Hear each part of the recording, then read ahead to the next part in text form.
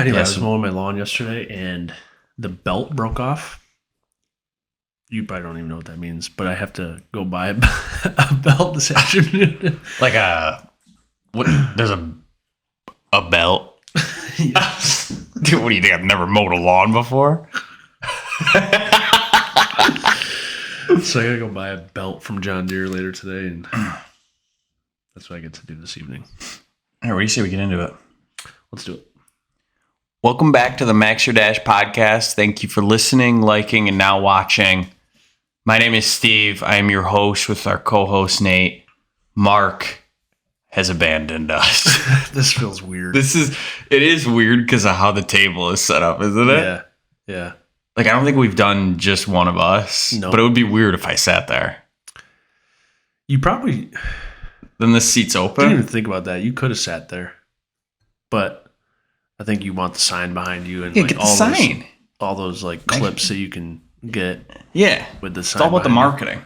Right. It does feel weird. Mark's not with us today. We're just doing the two of us. We haven't done one of these since the good old audio recordings. Yeah. Truth is, we fired everybody. They're all gone. We got this. This is a continuation. This episode is a continuation of our most viewed episode. I think we have 28 episodes. This is like a continuation of that episode, like it's kind of the same topic. We'll get into it, but you know the drill.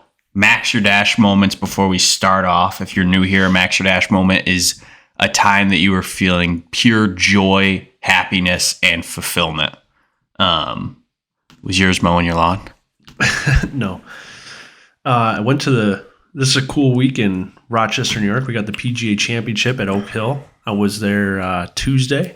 Cool. And I'll be there tomorrow. But cool story. So I brought Nicole Tuesday, and we had a blast. It was an awesome time. But Nicole is like, she loves sports and she loves getting autographs. Really? Yeah, she's actually pretty good at this. But we were walking by the driving range, just totally lucky. Like we were just going to another hole to watch, and Ricky Fowler came up to start doing autographs right next to us, and we were like the first 5 to 7 people there. She's like, "Oh my god!" And we just left the merch and had bought a flag to get signed, and so she got Ricky Fowler's autograph. And while she's standing there, Justin Thomas came over. Really? She got his autograph as well. And then we got another guy's autograph who I actually don't know who it is. I still got to try to figure out who it was. But her favorite player is Rory McIlroy. And Is he there? Yeah. And he had just finished his round on hole 18. And she had waited in line like for 20 minutes to try to have the spot and hope that he would come through and do an autograph. What is she autograph? What are they autographing? This flag, like this. It's like, you know how golf holes have the golf flag? Oh, yeah. We bought one that says like Oak Hill PGA Championship or whatever. Mm-hmm. And Rory comes up through autographs. I thought for sure she was going to get it. And some lady like pushed her out of the way. And got her autograph. And Nicole didn't. And I thought she was going to fight this woman. She was so bummed. But we had an awesome time. It was a great. Are you going again? Yeah. How long is it here for? Through the weekend. Oh, cool. Today started round 1. Think you're ever going to be on there one day? In the PGA Championship? Yeah. I mean, I'm not ruling it out. Yeah, you definitely don't rule it out. I got probably. Just don't get too big for the podcast. We still need you on. Yeah, I think I got like a 5-year window to make it happen. Really? And I'll be 40. Dude, isn't it though? Like, it doesn't matter how old. Like, how old is Tiger? We're like comparing you to Tiger Woods or something.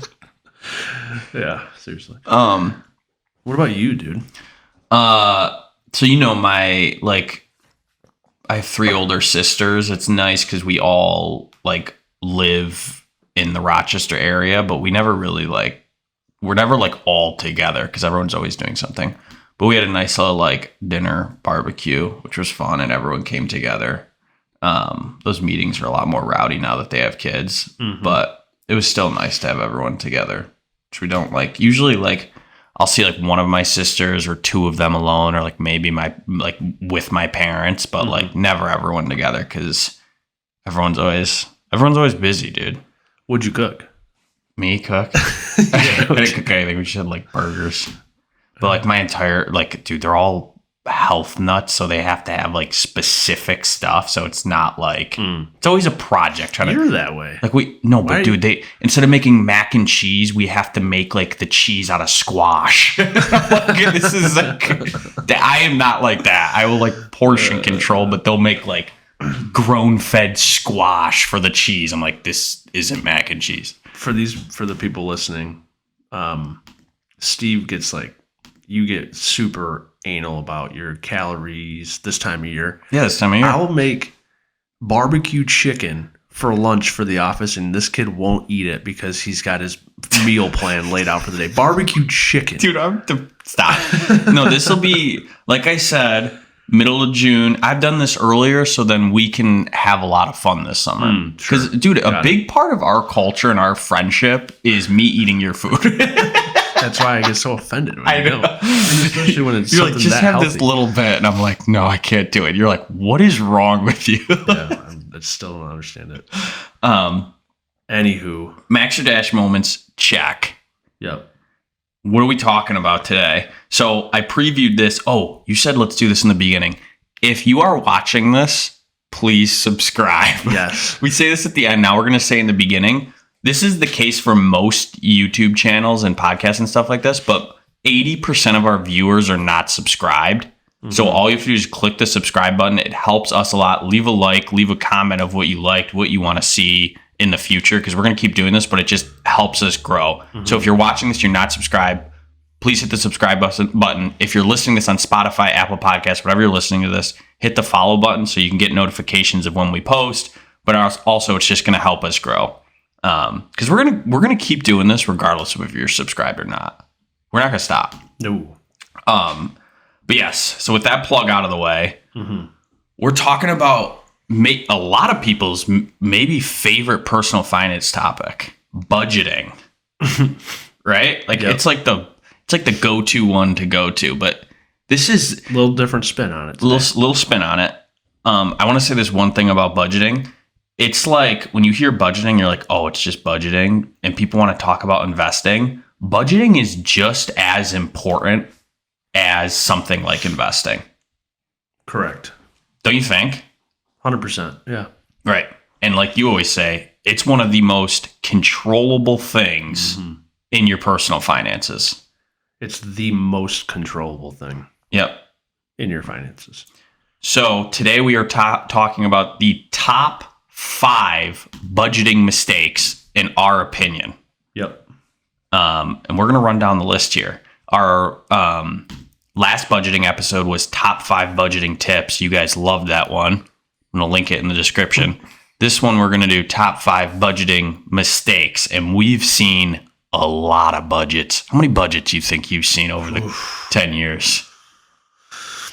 Do you think you've seen 1,000 budgets? We used to have this, one of my clients, if he listens to this, which he probably will, he'll know I'm talking about him. He used to call himself the budgeting specialist. he was an advisor for a period of time, and we would do a lot of joint work meetings, and his role was the budget. He called himself the budgeting specialist. But yeah, no, I've probably seen 1,000. That's a lot. I've definitely had, I've worked with over probably 2,000 different people in my career. So I've got to have seen 1,000 budgets. Dude, that's nuts. Does that make me... So you've seen a lot of mistakes. And these are the top 5 boiled down. Yes. But this is, I mean, come on. You can't get much more valuable than this.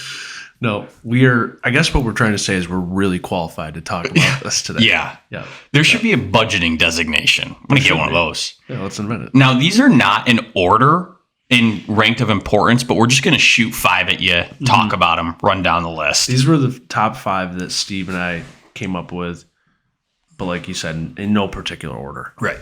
Okay. First one, setting unrealistic expectations. What does that mean when building a budget? Yeah. So I feel like it's like most things in personal development. that we get all excited that we're going to make all these changes, and we set these like way too rigid expectations. Like I'm going to all of a sudden just wake up tomorrow and I'm going to be perfect at how I spend my money. When for the last 20 years, I've been doing it the wrong way. I think this is a big deal because we've talked about this in a couple episodes around goal setting and maxing your dash and whatever, that the first thing you want to do if you're somebody, let's say that you're somebody who's never been good at budgeting or following through on it, right? Rather than try to map out this rigid budget of how you're going to all of a sudden cut back in 10 different areas that you've been historically not managing well, let's just pick one thing. Like, if maybe I spend too much money eating out, pick that one area, set a target that's really achievable, and follow through on that, and then grow from there. Right. Then maybe layer in a second category that you want to cut back on, or maybe make the cut back on dining out even more rigid. And make it simple, like you've said. Like you eat out 5 times a week. Just eat out 3 times a week. Don't go from like eating out 5 times a week to not eating out. It's not going to happen. Yeah, all of a sudden I'm going to prep all my lunches and dinners for a week. Like that's an unrealistic expectation. I think so. I think agree. There are some people that can just do that, but for the most part, we are just, for whatever reason, we are hardwired. We're like, when we set these like small, really achievable things, and then you actually follow through, then you start to become the kind of person that gets things done. And that's the goal here, is that we want to become the kinds of people that follow through on what I said I was going to do, because that's where you start to create momentum. So if you go from eating out 5 days a week to only 3, and you actually follow through on it, you feel good.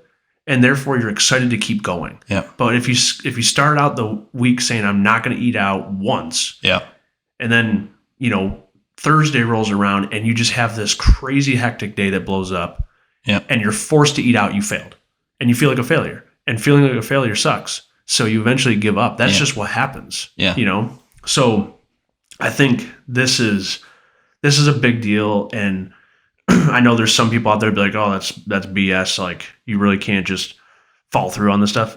I think this is maybe the number one reason people don't budget well. Is that they set unrealistic brick by expectations. Brick by brick. And it's not the reason why, like, no one wants to saying like, okay, instead of eating out 5 days a week, I'm going to eat out 4. That's not fun, because you're not going to see the crazy change right away. You have to become this type of person, like you said, and that takes time. Yep. But eventually, you're going to go from spending all your money on dining out to not.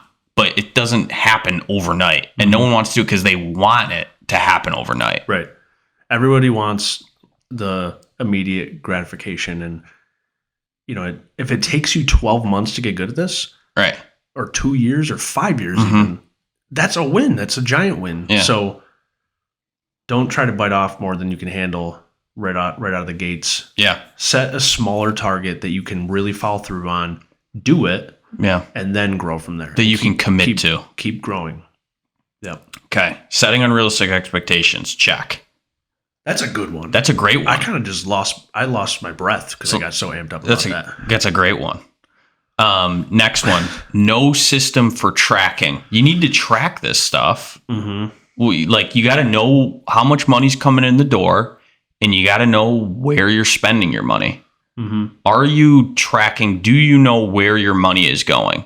Obviously, you should know your fixed expenses, what's coming out every single month, but where's your money going?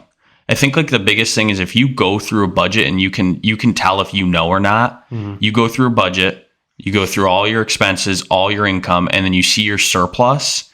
And if you don't see that surplus every single month building up somewhere, you're not tracking. Right. Yeah. One of my favorite quotes of all time from author Robin Sharma that I remember from years ago is, what gets measured gets done. And if you got to know the data, right? Literally every little thing, like you should be tracking the cup of coffee you bought, whatever. Because when you know the data to that level, Mm-hmm. it's my belief that you're going to make better decisions. Mm-hmm. When you don't know the data, you're not really aware if, like, you kind of maybe know in the back of your head, like, yeah, I'm probably overspending in this area, but you're like avoiding Right. the reality of it, and because you're not tracking, you're not going to change anything. So tracking your expenses, knowing the data, that's obviously, like, you have to do that if you're going to be a good budgeter. But the key, what we wanted to talk about with this one is not just that obvious point of tracking, but it's what's your system for doing it. Mm-hmm.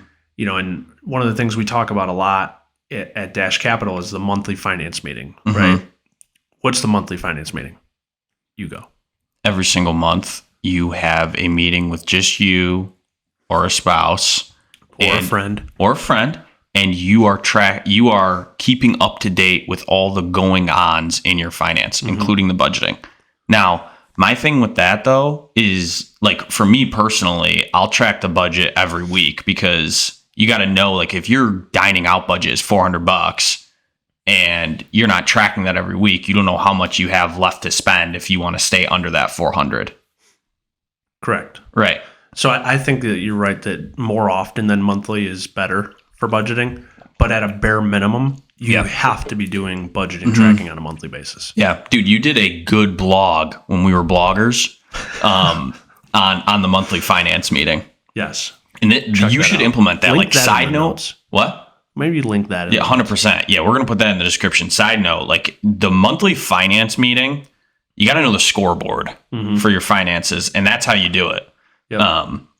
So read that blog that Nate did, but that is awesome. No, it's just, like, also on the system side of stuff, if you're a client of ours, the client portal, you can track your spending right on there. Yeah. See all your expenses going out. That's an amazing tool. It is. Like, I love that I can go and filter by any date range. Like, maybe I'm thinking to myself about budgeting for the summer this year, right? Like, around these parts in upstate New York, when Yeah. you get this nice weather, there's a lot of times an uptick in spending. You're doing more stuff outdoors, you're going out to eat more, whatever. I can easily just go on there, filter by May through Yeah. September, and see how much money I spent and compare that to my budget. Like, I love that I know that data. Yeah. And again, this is the point, right? So, like, when you know that data, then you start to, like, analyze it and you make better decisions. So maybe it's Yep. like, okay, last year, man, we spent so much money eating out. Set small expectation or more realistic expectations. So rather than spending $8,000 this year eating out, I'm going to try to only spend $6,000 or whatever. But now you have a target, and it all comes from what? You track the Tracking data. it. Most people couldn't even possibly tell you how much they spent last summer. So that's this is an obvious one, but the key part that I want to really add into that is this: what's your system? When are you doing it? Is it on your calendar? What technology are you using to track everything? Yeah. You got to have a system. What if your habit was literally just, for 52 weeks, I am going to track my spending? I mean, it's going to get better. That'd be amazing. Yeah. Like, even if you didn't even set a goal for I want to spend less, if your goal was literally 52 weeks, I'm going to track my spending, and you didn't miss a week, you're going to subconsciously, like you said, seeing the data leads to better decisions. When we go over budgets with our clients and they start tracking that, like actually tracking it, they, like, are subconsciously, like, going to get groceries, and they know in their head what their budget is like. Yep. 100%. And don't guilt and shame yourself to death. Right. Like, there's times where you're going to get off the path, and, you know, but again, what happens, I think, is that people know when they get off the path, and then they decide, like, I'm going to skip my monthly finance meeting this month because I want to kind of avoid the reality of that. Don't do that. That's the biggest mistake there, is just go through the process, then adapt. Yep. Right. Keep moving forward. And I love what you just said. And I think this actually kind of builds into one of our next ones, right? Where keep going. Don't give up. Right. Isn't that's one of our top Yes. 5? Giving up too early rather than adapting. Number 3, budgeting mistake. Yeah. So, like, I would love for everybody listening to this to have a goal that the only goal that matters is that I'm going to track my budget for the next 12 months. How I do doesn't matter. If I way overspend doesn't matter. What I'm going to do, though, which is 100% controllable, is I'm going to track my budget for the next 12 months. I guarantee growth if you do that. Guaranteed. That's an 8 Elfers guarantee.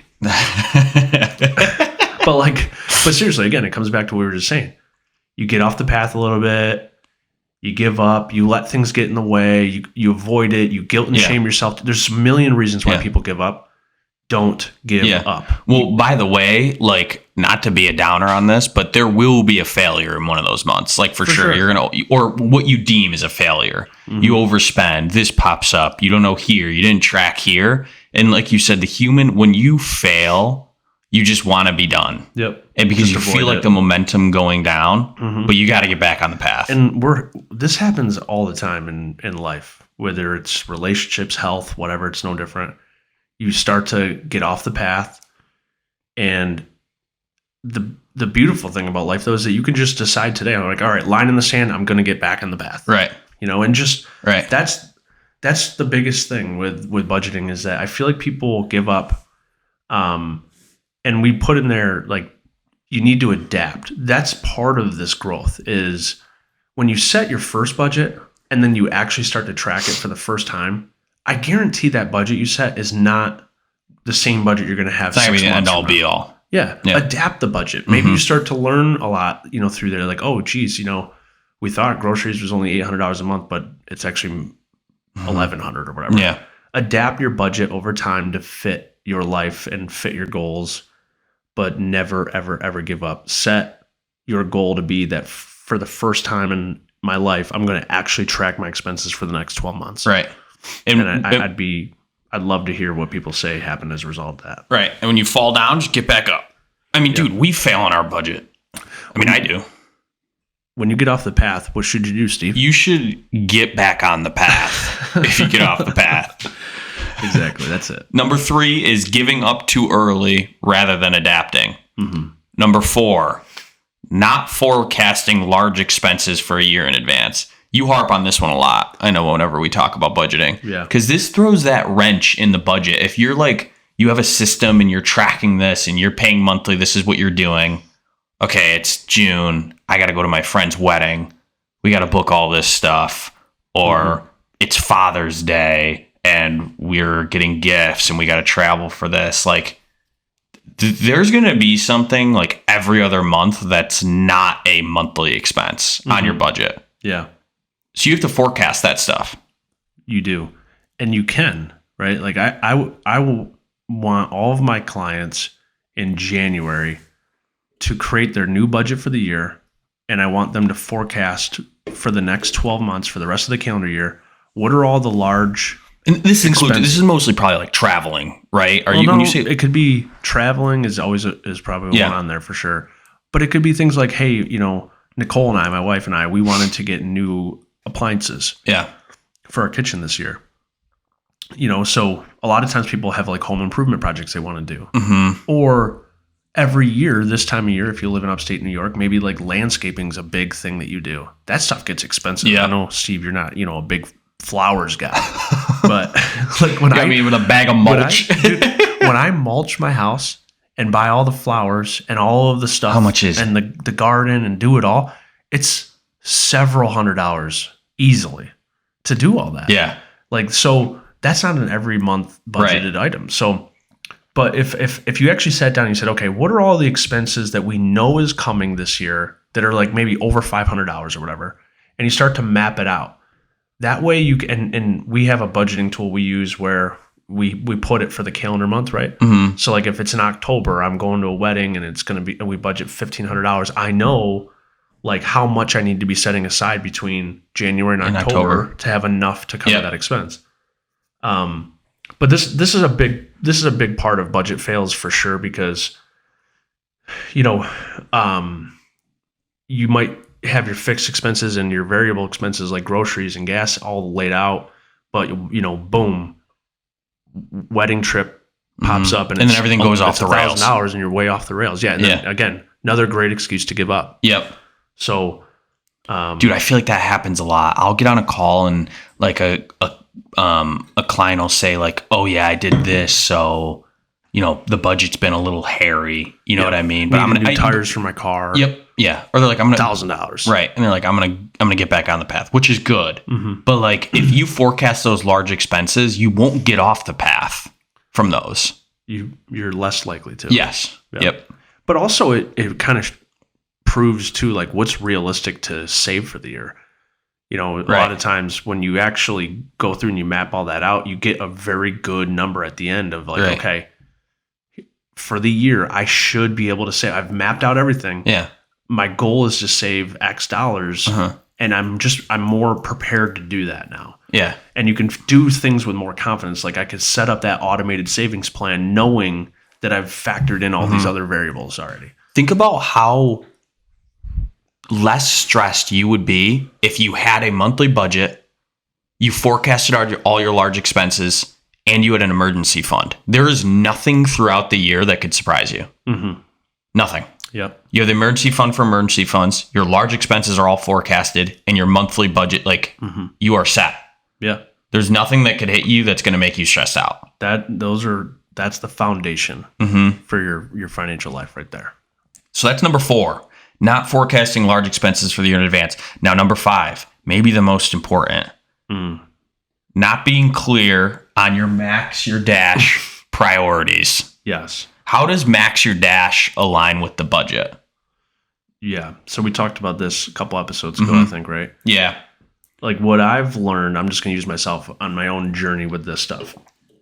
So, and I tell clients this all the time. I'm naturally like a spender. I'm not like naturally a good saver. But as you get a little bit older, like me, and you have a kid, and you know you're looking at things you really want to do in your life, and you start to realize what's important. You realize like how, like, if you want to make these dreams come true, you've got to prioritize your dollars better. And I feel like a lot of times people are spending on things that are ultimately going to become clutter because they're not really clear on their priorities and they don't have a real plan to make those things happen.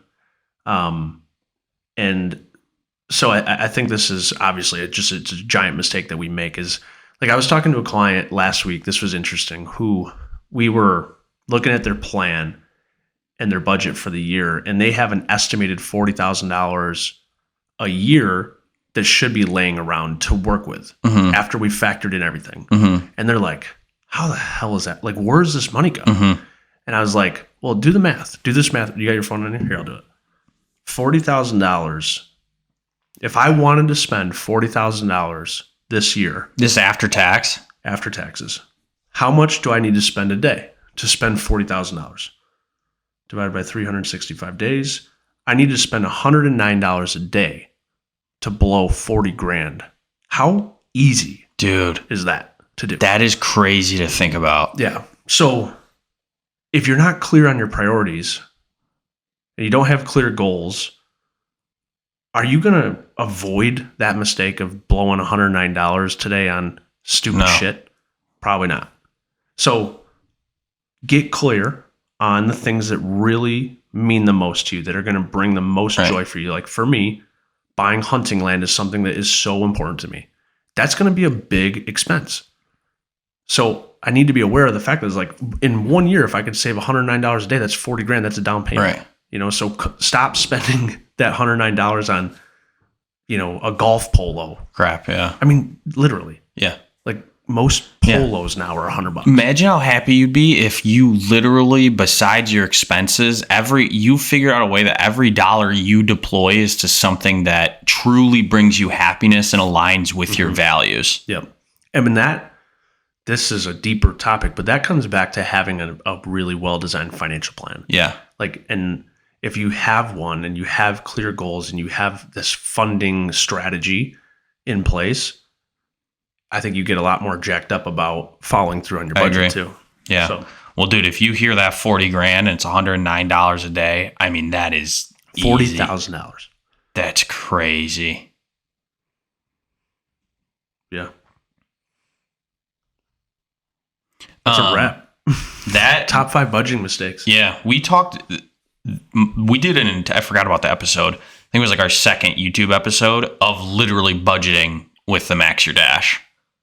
So go listen to that if you want more on that. But that may be like the most, like just from a spending mindset, that is just like huge. I think. I mean, if you become if you embody that, you will become the best budgeter. If you are, what is that? You are cutting relent. We got to get this on the wall. Every time we bring up this quote, we don't know it. Spend extravagantly on the things you love, but cut mercilessly on the things you don't. Say that into the camera. This is going to be a good clip. This is actually a quote from Ramit Sethi. Yeah. I got to give him a shout out. He wrote a good book, I Will Teach You to Be Rich. I think did you see he's on Netflix? Is he Rich Dad, Poor Dad? No. He has a Netflix series. Dude, I like him. He's unapologetically himself. Yeah, good guy. But he has this quote, spend extravagantly on the things you love, but cut mercilessly on the things that you don't. Something like that. Yeah, that is what we're talking about with Max Your Dash priorities. Yep. All right, top 5 budgeting mistakes done. Let's roll call them down in order. Go ahead. We're going to set realistic expectations. Yes. Start small. Stack your wins from there. We're going to. I gotta pull up my list. We're going to.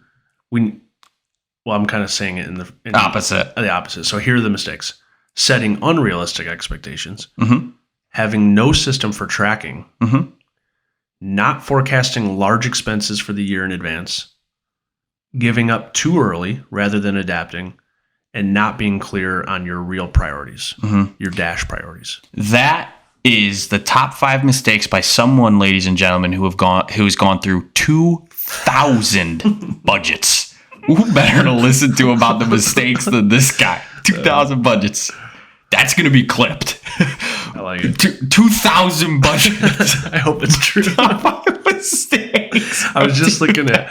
I had to. I was doing a licensing thing earlier today, and I've been in the career for 14 years and like 3 months or something like that. So, what does that break down to? How many budgets? How many budgets do you think you've 2,000 divided by 14 years. That means I'd have to have done 142 budgets a year. Dude, you divide that by 12. It's like 12 a month. I mean, I'm in that wheelhouse. Dude, 2,000 budgets. And don't forget about all the budgets you've done for yourself. Right. Yeah. Right. Yeah. Oh my gosh. I love this. Top 5 budgeting mistakes. This might go viral. You got to listen to this. Hit subscribe. Tell your friends about it. Let's get the algorithms in hit our the favor. comments. Help us get the algorithm robots out there helping Dash help more people. Absolutely. All right. Oh, we're doing these week update for you guys too. We're doing these weekly. Me and Nate have committed to recording every week. So if you don't see this per week, I mean, you better tell us to get back on the path. So every week we should be having a podcast episode. Should be fun. All right. Anything else? Nope. That's a wrap. All right, guys. Thank you for listening and watching the Max Your Dash podcast. We will catch you guys in the next one. Securities offered through Securities America Inc., member FINRA SIPC. Advisory services offered through Security America Advisors Inc. Dash Capital Advisors and Securities America are separate entities.